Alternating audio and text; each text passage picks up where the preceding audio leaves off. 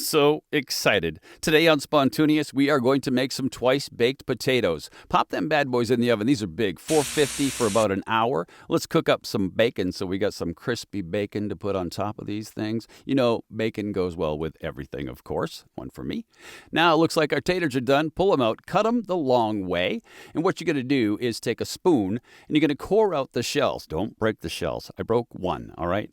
Put a whole stick of butter in the bowl and let's get ready to roll. We're going to get all of that potato out. We're going to get it in the bowl. We're going to mash it up. We're going to add some chives. We're going to add some sour cream, just a dollop or two.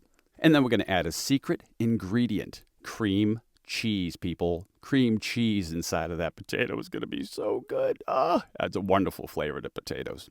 And then the mashing commences. Now we got to make sure we have the right consistency, so let's add some half and half. Too dry, you can't work with it. Too wet, it's all over the place. Got to add some salt and pepper to the mixture there. It is a necessary ingredient for the potatoes.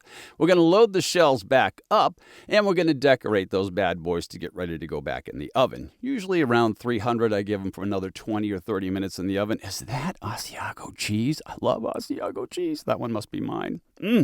Not going to put the chives on there yet because they'll get all crunchy, crispy, and moldy, or they'll wilt and be nasty. So, bacon on top. Going to put them in a pan again with a little nonstick. Bam! Into the oven they go. Boom! Done. Oh, I'm hungry already.